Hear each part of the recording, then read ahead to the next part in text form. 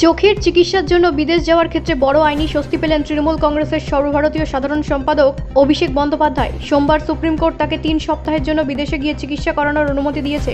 আদালতের এই নির্দেশের পর তৃণমূলের শিবিরে স্বস্তি ও উচ্ছ্বাস দেখা গিয়েছে।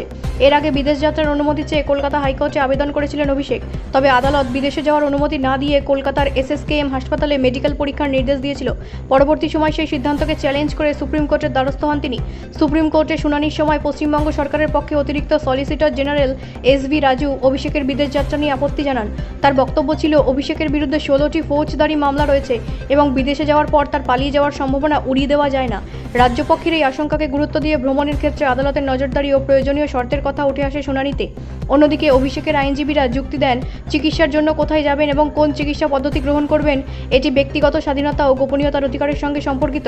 সুপ্রিম কোর্টও চিকিৎসার প্রয়োজনে বিদেশে যাওয়ার বিষয়টিকে ব্যক্তিগত অধিকারের পরিপ্রেক্ষিতে বিবেচনা করে। আদালতের অনুমতি অনুযায়ী নির্দিষ্ট সময়ের জন্য বিদেশে গিয়ে চোখের চিকিৎসা করাতে পারবেন অভিষেক। তার ভ্রমণ ও চিকিৎসা সংক্রান্ত তথ্য আদালতের কাছে জমা দেওয়ার নির্দেশ দেওয়া হয়েছে বলে জানা গেছে। সুপ্রিম কোর্টের এই সিদ্ধান্তকে স্বাগত জানিয়েছে তৃণমূল কংগ্রেস। দলীয় সূত্রের বক্তব্য, দীর্ঘদিন ধরে চোখের সমস্যায় চিকিৎসা প্রয়োজন থাকায় আদালতের অনুমতি অভিষেকের জন্য গুরুত্বপূর্ণ। একই সঙ্গে দলের দাবি, রাজনৈতিক বিতর্কের ঊর্ধ্বে একজন নাগরিকের চিকিৎসার অধিকারকে দেখা উচিত। তবে আদালতের এই সিদ্ধান্ত ঘিরে রাজনৈতিক বিতর্ক অব্যাহত থাকার সম্ভাবনা রয়েছে। একদিকে তৃণমূল নেতৃত্ব এটিকে আইনি ও মানবিক দৃষ্টিকোণ থেকে গুরুত্বপূর্ণ সিদ্ধান্ত হিসেবে দেখছে। অন্যদিকে বিরোধী শিবির অভিষেকের বিরুদ্ধে চলা বিভিন্ন মামলার প্রেক্ষিতে বিদেশ যাত্রার অনুমতি নিয়ে প্রশ্ন তুলতে পারে।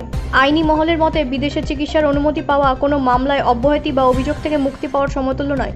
অভিষেকের বিরুদ্ধে চলমান আইনি প্রক্রিয়া তার নিজস্ব গতিতেই চলবে। ফলে চিকিৎসার জন্য তার সামরিক বিদেশ যাত্রা অনুমোদিত হলেও সংশ্লিষ্ট মামলাগুলির বিচার বা তদন্তের ওপরে সরাসরি প্রভাব পড়বে না।